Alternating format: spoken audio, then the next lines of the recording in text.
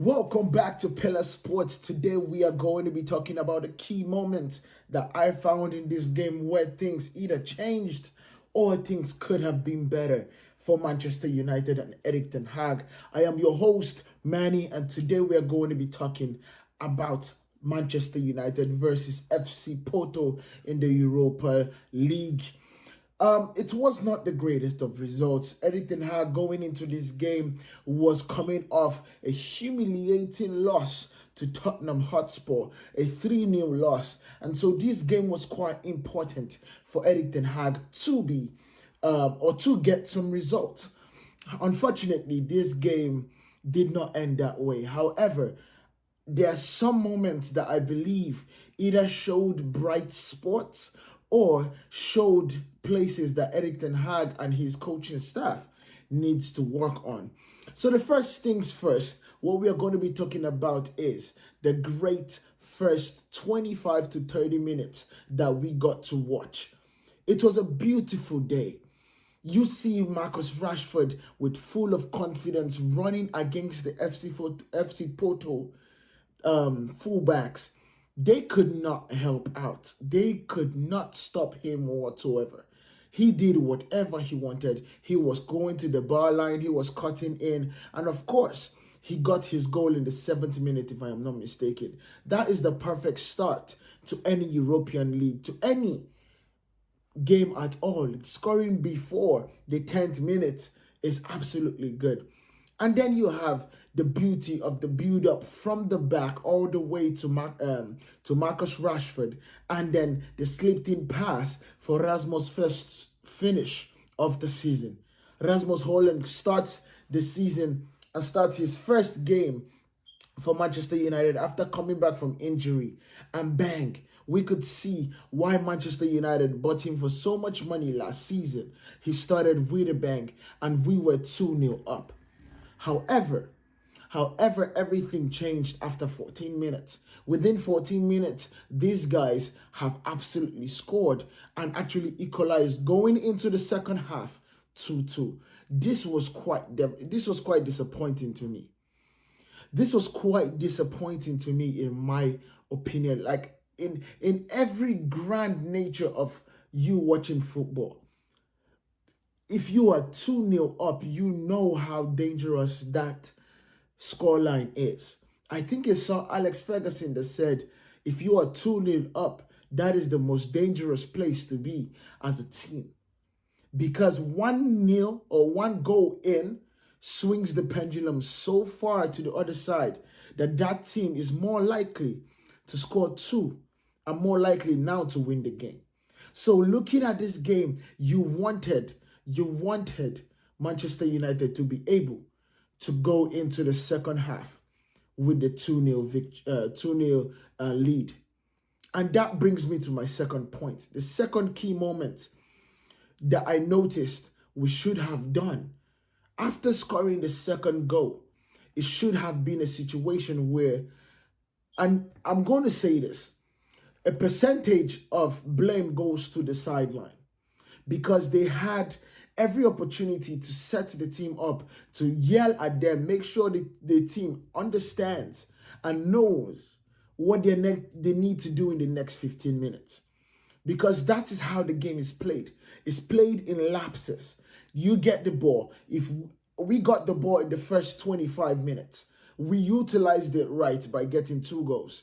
Then they get the ball the next 25 minutes. That's usually how football goes. It's a swing of a pendulum.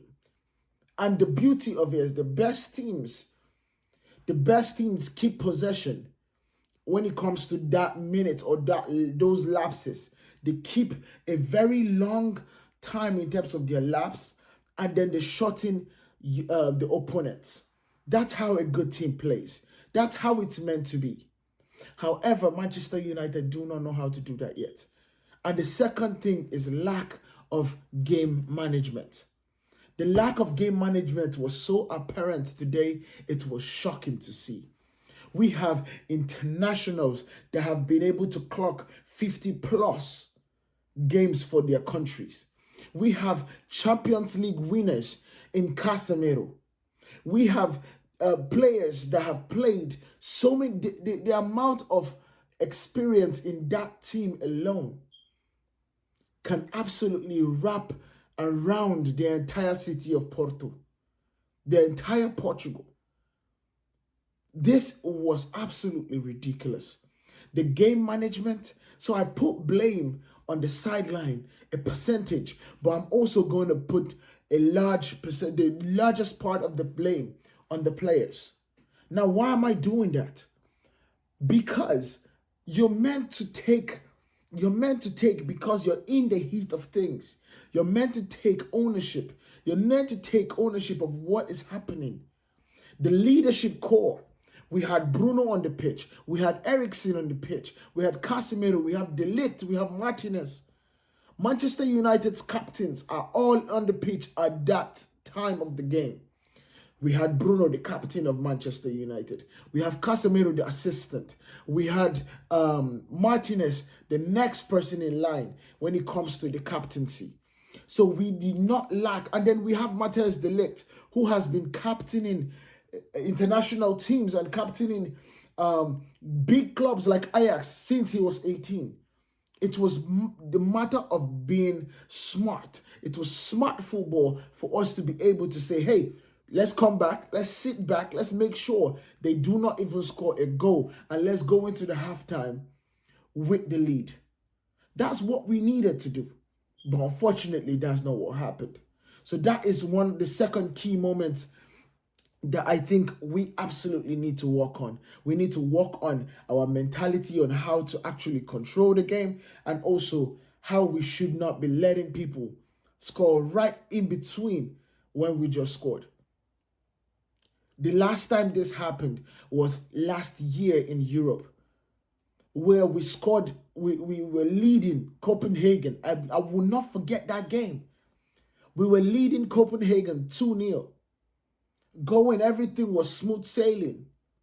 Rasmus was playing against his brother. And then the next thing you see, you blink your eyes twice and then bang, bang. Bang, bang, Bigelow. You got 2-2. They have equalized. This was a scary thought for me to be able to see. For me to be able to see in this game again. That just shows that they have not gotten that bad habit out of the system. But I trusted hard to call it out. I trust him enough. I think he's so acutely down to the details that he's going to know what I'm talking about. He's going to mention it in the team and Carrington. I 100% agree with that. I believe it wholeheartedly. So the third key thing that we need to talk about in this game against Porto is defensive ineptitude. I understand this is a new style. I understand the arrival of De Ligt. There's still some ironing. There's still some cranks. There's still some wrinkles that needs to be ironed out between Martinez and De Ligt, and Mazraoui and Delot. But that also tells us our problem. That also tells us our problem because Diego Delot is playing in a position that he doesn't want to. It's not his natural position. As a defender, you always have a weaker side. And Diego Dalot has been playing the right back position. So his strongest side is always down towards the bar line. He's always going to defend those balls a little bit better than him defending a cutback. But when you go to the left-hand side, now that weakness that you have is now switched. And then you have a problem. So the balance of our defense, even though we got 4 clean sheets already, the balance of our defense has not been ironed out yet. So this is something that I believe that Manchester United and the Ineos board needs to look at and say, okay, this was our plan. We understand the injuries are happening to our left back position, but how can we create a balanced system? How can we create a balanced fullback? How can we create a balanced defensive line where the communication is there? The ability to cover someone when he jumps the gun like Martinez always is there. The Ligt has the pace to cover, but how come he's being left alone to do that job? Why is there no Mazraoui communicating in terms of him stepping in? All these things are defensive functionalities that we need to iron out. And I believe it's something that we are absolutely going to do in the future. I trust in Ten Hag to mention it. Now, Ten Hag is not the defensive coach whatsoever, but I believe he is such a brilliant man in terms of knowing and understanding the game of football that the basics of this, he will be able to point out. And whoever is in charge of the defense when they are coaching would absolutely need to iron it. Iron it out. Come on. This is the fly going everywhere. Ha, Jesus. Now the next thing, the next key moment that everyone is absolutely crying about.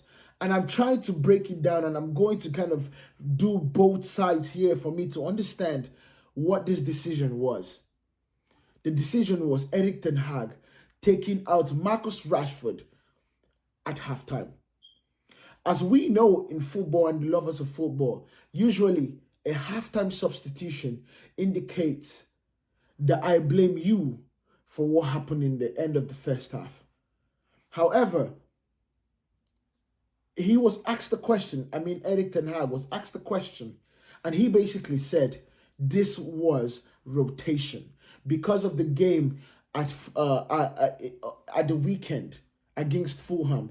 He said this was rotation. I don't know what to feel about this. I just know I do not like what they said on CBS. I don't know his name, but he was saying the team was rubbish. I know you guys will probably have watched that program. He was saying the team, or that thing that Erik ten Hag did, made him a bad coach. See, now let me tell you the truth. Erik ten Hag has used analytics in making a lot of decisions. And that also is part of what I wanted to talk about today. Erik ten Hag has used analytics to make a lot of decisions. He sits with a laptop right next to him in the dugout. If you have an injury, 70 minutes, he plans it out before the game even starts. And he sticks to it, whether you're doing good or not. And so I can tell you for a fact that this was also planned out. This substitution, I believe, was also planned out. I believe Erik ten Hag planned, Marcus, you're going to have 45 minutes. Make your impact, and I'm going to give Garnacho 45 minutes. And I know everybody has the right to say, but Marcus was doing so well. Why do you have to bring Garnacho on? The only reason I can see is because of his past behaviors. Erik ten Hag has always kept to that game plan. Whatever he strategized before the game is what he follows on. Now, you can make the argument that a good coach is someone that will be able to adapt whatever he has in his plan on the fly when the situation is going. And I would agree with you. However, the fact that you think that makes him a bad manager, that makes him inept, that makes him not fit to do the job, I disagree with that. Because what if, when Garnacho came in, we were still a threat on that left-hand side. Garnacho still had the most shots on target after the second half or during the second half. So we were still a threat. By the way, Rashford and Garnacho are neck and neck when it comes to productivity. So let's not make this whole thing about the decision that he took him out. And let's not overreact to that decision. I understand Marcus Rashford was on fire, and he is our best chance to someone scoring 30 goals a season. However, let's understand where this is coming from. Let's be truthful about the whole situation. And let's look at this in a holistic nature. And let's not just jump into one saying, okay, this is what it is. You get me? Now for the last one. Erik Ten Hag needs to stop focusing so much on analytics and actually watch the game with his eyes. Make the decisions on the fly. Understand the beauty of the game. Understand the moment. Understand the pendulum. Understand the rise and falls. Understand the peaks and leaps. Today, I'll give you an example. One of the greatest managers in football is Andy Reid. Andy Reid is a manager that has been able to use both analytics and also use his eyes. He understood the quarterback that he has is generational. And you cannot pigeonhole Patrick Mahomes because of analytics. Sometimes you need to take the risk. Sometimes you need to allow the game to play out because you have a great on the pitch. Today, Marcus rolled back the times 2 years ago. The runs he was making was absolutely unstoppable. And that is where Erik Ten Hag needed to throw away the plan of giving Marcus only 45 minutes and allow him play a little longer. Now, I know that could blow back on Garnacho because when you have those conversations before the game starts and you tell the player, I'm going to give you 45 minutes, you want to keep your word. However, that also shows us a problem. There is no reason why you should be making a promise to a player. Your player, his job is to come ready. Your job is to pick who plays. Your job is to select who comes in. Your job is to win the game as the manager. So stop making promises for any player. I do not promise any player that they're going to. There have to be something else. You need to be able to pivot. You need to be able to translate the game in FaceTime, in present time, instead of sticking to what you planned before. Because the other team is also trying their best to beat your plan. And when they get something right, pivot to something else. Do something different. Do something better. Do something that will affect the game positively. And that is my challenge to Erik Ten Hag.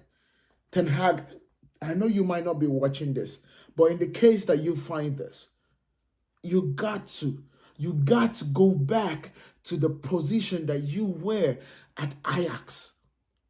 The raw instinct of a manager, the raw instinct of knowing this would change the game. That is what got you here. Do not let that out of your game. Do not let your instinct die through numbers. Be the manager. Don't let the computer be the manager. Let me know what you guys think down in the comments. Make sure you guys hit that like button. Hit that comment down below. Hit that subscribe button if you have not joined us yet to become pillars of this community.